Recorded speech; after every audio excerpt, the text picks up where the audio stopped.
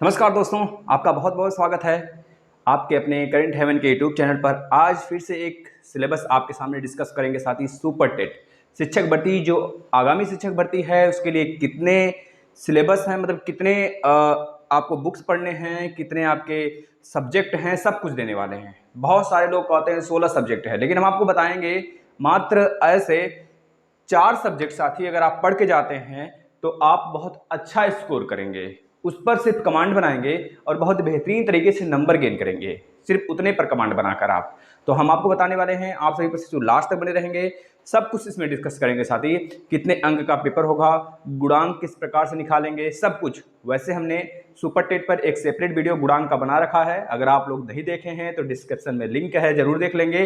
अन्यथा प्लेलिस्ट में आएंगे, एग्जाम अपडेट और सिलेबस का एक हमने फाइल बना रखा है, उसमें मिल जाएगा आपको। साथ ही अगर आप यूपी टेट का पेपर दिए हैं, क्योंकि इसकी एलिजिबिलिटी के लिए सबसे पहले हमें यूपी टेट या फिर सी टेट क्वालिफाई होना अनिवार्य है। यूपी में प्राथमिक शिक्षक भर्ती के लिए अगर उत्तर प्रदेश में भर्ती आती है साथी, तो आपको यूपी टेट सी टेट, पहली बात है आप बीएड बीटीसी किए हों, उसके बाद आप यूपी टेट सी टेट प्राथमिक वाला यानी कि फर्स्ट पेपर क्लियर किए हों। जो जनरल बच्चा है वो 90 नंबर और जो ओबीसी एससी एसटी बच्चा है वह 82 नंबर से पास हो, कम से कम पास होना चाहिए।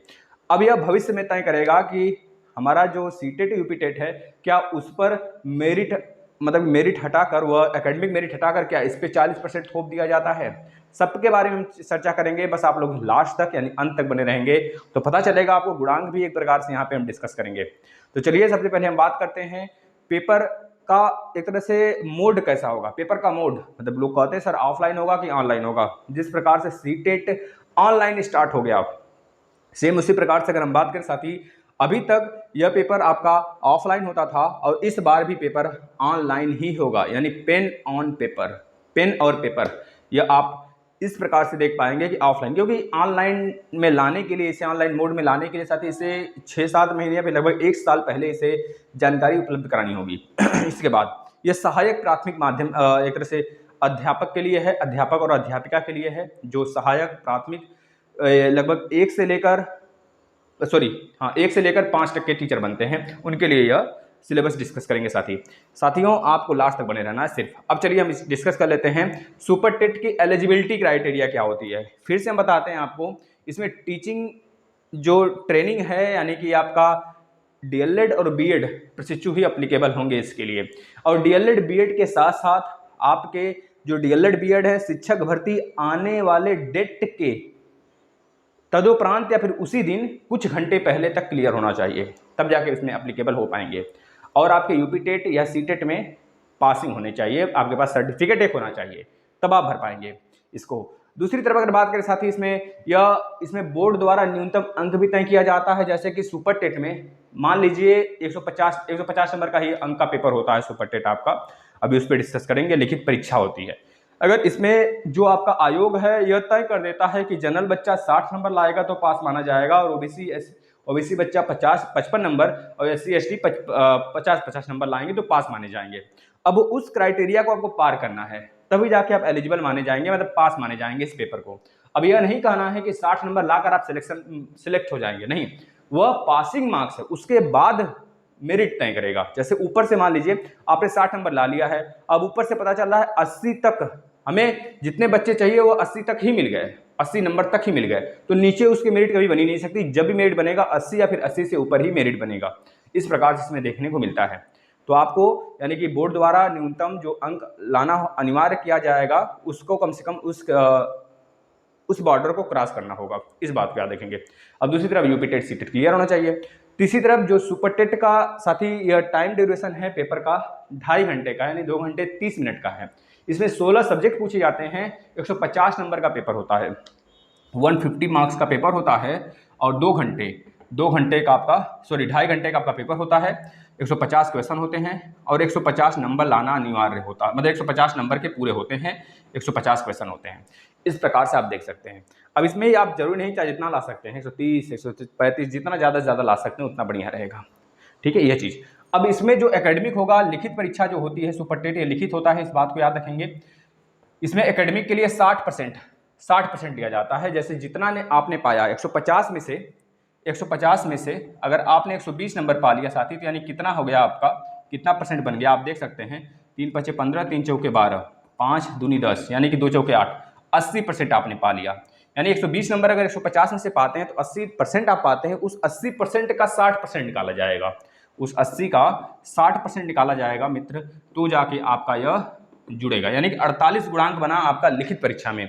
और उधर जो आपका एकेडमिक है, अगर 10th की बात करें, 10th की, 12th की और ग्रेजुएशन की और प्लस ट्रेनिंग यानी बीएड या फिर बीटीसी के साथ ही, इसमें अगर बात करें तो 10% लिया जाता है, 10% यानी कि 40% इसमें लिया जाता है।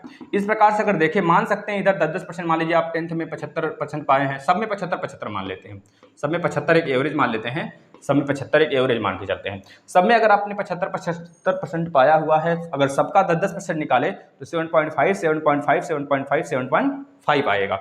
इस प्रकार से अगर सबको ऐड करेंगे तो 7 चौक 28 और 2 30 आपका गुणांक इसमें बनेगा। 48 प्लस 30 यानी 78 गुणांक अपने आप में सुपर डुपर माना जाता है। पिछली बार 71 या 72 पे ही सिलेक्शन हो गया था, ठीक है। इस बार भी बहुत ज़्यादा नहीं जाएगा, ज़्यादा 1-2 अंक आगे पीछे ही रहेगा, या ज़्यादा 3 अंक होगा, इससे ज़्यादा नहीं होने वाला है। तो आपको इसमें निश्चित रहना है कि बहुत ज़्यादा मेरिट आएगा, संख्या बल अधिक, क्योंकि संख्या बल अधिक होने से पढ़ने वाली संख्या थोड़ी अधिक हो जाती है, ठीक है, ये याद रखना। तो यह चीज़ हो गया। हम आपको अब सिलेबस डिस्कस करते हैं। देखिए, सबसे पहली बात है, हमने आपको बताया आपको यह नहीं सोचना है या नहीं डरना है लोगों द्वारा कही सुनी गई बातों को लेकर कि सर जी इसमें 16 सब्जेक्ट हैं, अब 16 सब्जेक्ट में बहुत कुछ पढ़ना होता है ना। आपको मात्र अगर 4 सब्जेक्ट पर फोकस कर लेंगे और बेहतरीन तरीके से सब कुछ हो जाएगा। 4 सब्जेक्ट पर आपको फोकस करना है। हम बताते हैं जो भाषा है साथी, इसमें हिंदी, इंग्लिश और संस्कृत यह मिलाकर आपका 40 नंबर का आता है। कितने नंबर का? 40 नंबर का आता है हिंदी, इंग्लिश और संस्कृत, जिसमें हिंदी का वेटेज ज़्यादा होता है। अगर ना सही तो भाषा में आप 30 भाई क्वेश्चन करके आओगे तो बहुत ही सुपर होगा अपने आप में। 35 क्वेश्चन तो टच ही करके आओगे साथी। 35 क्वेश्चन अगर आप बिल्कुल सही करके आते हो तो भाषा के लिए इतना पर्याप्त होता है और बहुत ही नॉर्मल आता है, आप आराम से इसे कर सकते हैं। अगर आप यूपी टेट का दिए हैं तो यूपी टेट के ही सिलेबस के अकॉर्डिंग या सुपर टेट का लगभग सिलेबस होता है। अब गणित की बात कर लेते हैं। गणित जनरल गणित आता है साथी, 20 नंबर का होता है। नॉर्मल बच्चा भी कर सकता है, एक एवरेज बच्चा भी कर सकता है, बहुत ज़्यादा हाई फाई नहीं होता है। रेलवे एसएससी, रेलवे के मीडियम का मान सकते हैं, लेकिन एसएससी नहीं कहेंगे, या फिर एसएससी भी कर सकते हो, लेकिन आप बहुत हार्ड नहीं कहोगे, लो। यानी कि आराम से अगर एसएससी रेलवे में 30 प्रश्न आते हैं तो उसमें से 20 प्रश्न या फिर 15 प्रश्न तो आसानी से हर एक बच्चा कर सकता है, समझ रहे हैं। उसी प्रकार से इसमें ऐसे ही प्रश्न होते हैं जो बिल्कुल आसान वाले होते हैं उसमें, तो 20 प्रश्न आप आराम से इसको कर सकते हैं, जिसमें कि गणितीय संक्रिया होता है आपका, जिसमें कि हम कहते हैं सिंप्लीफिकेशन, है ना। इसमें कि आपको गुणा भाग बॉडमास रूल वाला यह होता है, अनुपात होता है बिल्कुल सिंपल वाला, प्रतिशतता होता है, आंकड़े वाले प्रश्न आते हैं जो चार्ट बनाकर आता है ना। एक तरह से CISI का नॉर्मल प्रश्न होता है, सिंपल सा, ईयर दे देगा, दर दे देगा, पी दे देगा, आपको कहेगा कि भैया आप CI बताइए या फिर SI बताइए, इस प्रकार से दे देगा। ज्योमेट्री में हल्का फुल्का प्रश्न होते हैं साथ ही, आराम से उसको आप हैंडल कर सकते हैं। हम सब कुछ डिस्कस करेंगे, सब कुछ पढ़ाएंगे। इसके बाद प्रॉफिट एंड लॉस पर बहुत ही नॉर्मल प्रश्न होते हैं। इसके बाद फैक्टर पर होते हैं साथ ही, इसके बाद यही सारे होते हैं इसमें मैथ में। इसके बाद साइंस तो सारे बच्चों का बहुत ही स्ट्रांग होगा, क्योंकि 10 नंबर के साइंस के प्रश्न आते हैं साथ ही इसमें, 10 नंबर के। भाषा में याद रखिए साथ ही, ग्रामर हो गया, पैसेज हो गया, इसमें रहता है। और विज्ञान में 10 नंबर, अगर विज्ञान में 10 नंबर की बात करें तो 10 नंबर में पता है क्या क्या रहता है, 10 टॉपिक से ज़्यादा टॉपिक होता है, और हो सकता है हर एक टॉपिक से प्रश्न आ भी जाते हैं तो भी कुछ टॉपिक छूट ही जाता है। जैसे कि बात करें पदार्थ की अवस्थाएं कितनी हैं, है ना, यह हो गया पदार्थ की स्थिति, वही अवस्थाएं कितनी हैं, ऊर्जा, गति, बल। देखिए विज्ञान में यानी फिजिक्स की बात करें तो आप प्रकाश चैप्टर और प्लस इलेक्ट्रिक वाला, विद्युत वाला चैप्टर और साउंड वाला, अगर ये तीनों कवर कर लेते हैं तो आपका फिजिक्स तैयार। बहुत ही नॉर्मल प्रश्न आते हैं इसमें, थ्योरेटिकल ही प्रश्न होते हैं, नॉर्मल इकाई फिकाई यही से पूछ लेता है। गति बल हो गया, है ना, दूरी प्रकाश हो गया, मानव शरीर से वायु में चले गए, जीव हो गया, स्वास्थ्य से रिलेटेड हो गया, साथ ही पर्यावरण जो आपके विटामिन हो गए, हड्डियां हो गए, संसाधन हो गए कितने, तो इनसे सबसे आते हैं प्रश्न। साइंस में 10 क्वेश्चन आता है।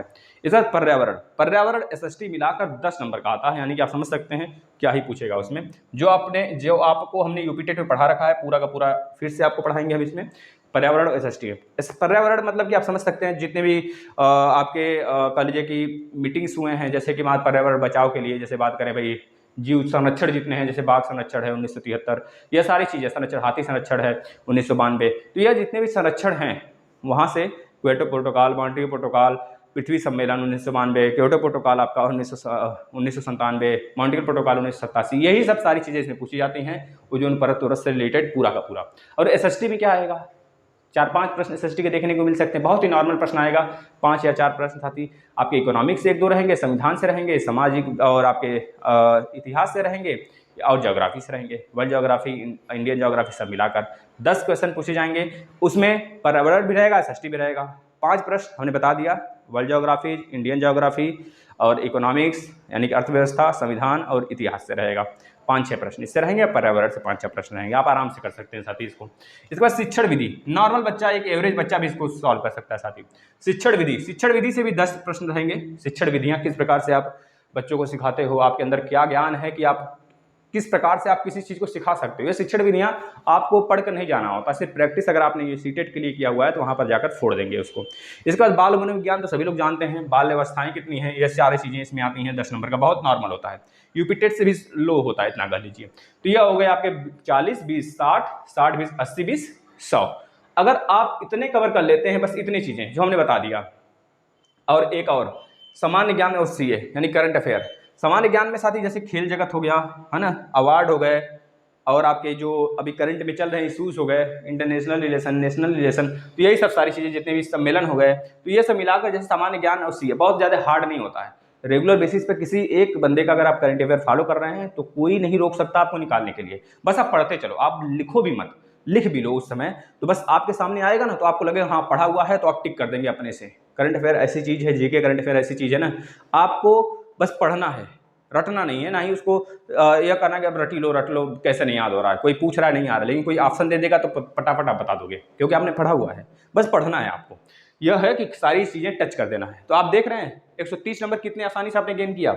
जो कहते हैं कि बहुत हार्ड होता है, तो 40, 20, 60, 20, 80, 20, 100, 130 नंबर बताओ कहीं से कुछ दिक्कत आया? 130 नंबर आसानी से आप किए। ये 10 ही टॉपिक हम बताएंगे आपको, 16 टॉपिक नहीं, 10 टॉपिक ही होता है। लोग इसमें अलग अलग कर देते हैं, पता नहीं कैसे 16 सब्जेक्ट बना देते हैं, लेकिन ऐसा कुछ नहीं होता है। आपको एक तरह से भड़काया जाता है, आप डर जाते हैं इसका सिलेबस सुनकर। नहीं, बस इतने ही चीज़ आपको पढ़ने हैं, इससे एक भी प्रश्न बाहर नहीं आएगा। तार्किक ज्ञान जैसे कंप्यूटर से रिलेटेड आपको 5 नंबर के इसमें आएंगे साथी। इसका सूचना प्रौद्योगिकी 5 नंबर आएंगे, जो कि मिसाइल वगैरह दागा जाता है, मिसाइल कितने लॉन्च हुए, इसरो और नासा, कॉस्मॉस जापान का, जक्सा, यह सब सारी चीज़ें हैं। तो आपको कॉस्मॉस जो है एजेंसी है साथी, कहाँ का, स्पेस एजेंसी है रूस का। इस प्रकार जैसे इसरो है भारत का, डीआरडीओ है भारत का। तो यह सब सारी चीज़ यहाँ से 5 नंबर के प्रश्न आते हैं, बहुत आसानी से आप कर सकते हैं। यह भी करंट ही कर लीजिए, करंट से ही रिलेटेड सारी चीज़ें पूछी जाती हैं। जीवन कौशल से 10 नंबर का आता है, इसे अगर छोड़ भी देंगे तो भी कोई दिक्कत नहीं है। आराम से अगर सब देखेंगे तो सारी टॉपिक आप बहुत ही बेहतरीन तरीके से कर सकते हैं। इसमें कोई भी यह नहीं है कि आपको कुछ नहीं आता है, सब कुछ आपको आता है, बेहतरीन तरीके से कर सकते हैं। जैसे बात करें ईवीएस में क्या पूछेगा, पृथ्वी की संरचना, क्रस्ट, कोर, मेंटल, है ना, उसके बाद ऊपर की संरचना, क्षोभ मंडल, इसके बाद समताप मंडल, मध्य मंडल, आयन मंडल, बहिर्मंडल जिसे कहते हैं, टोपोस्फीयर, स्ट्रेटोस्फीयर, मेसोस्फीयर, आयनोस्फीयर, एक्सोस्फीयर, ये सारी चीज़ें हैं। तो यह लाइन से आपको इसी तरह पूछा जाएगा जिस प्रकार से मैंने बताया। अगर अब भी कोई दुविधा है तो जरूर बताइएगा। क्लास स्टार्ट करेंगे, बहुत जल्द स्टार्ट करेंगे। ज्योग्राफी हमने खत्म कर दिया है, हिस्ट्री हमने खत्म कर दिया है, साथ ही बहुत सारी चीज़ें जैसे मैथ यूपीटेट का है, आप उसको पढ़ के भी जा सकते हैं। ईवीएस हमने खत्म कर दिया है, लेकिन फिर से पढ़ाएंगे मैराथन के रूप में। सिर्फ हिंदी भी हमने फिनिश कर दिया है, गणित भी हमने फिनिश कर दिया है, विज्ञान भी हमने फिनिश कर दिया है, बहुत सारी चीज़ें इसमें कवर हो चुकी हैं। लेकिन फिर से हम मैराथन के रूप में आपको देंगे। जैसे ही आपका अनाउंसमेंट होता है आप लोग तैयार रहें, यह भर्ती कभी भी टपक सकती है, जिसमें कि यह चीज़ें हमने बताया आपको, यह आप अपने दोस्तों से शेयर करेंगे। और डरने की बात नहीं, सिर्फ सिलेबस इतना ही आएगा, इससे ज़्यादा नहीं आएगा। अगर वीडियो अच्छा लगा तो जरूर शेयर करिएगा। अब नेक्स्ट किस पर वीडियो बनाना है आप कमेंट कर दीजिए, बन जाएगा। धन्यवाद।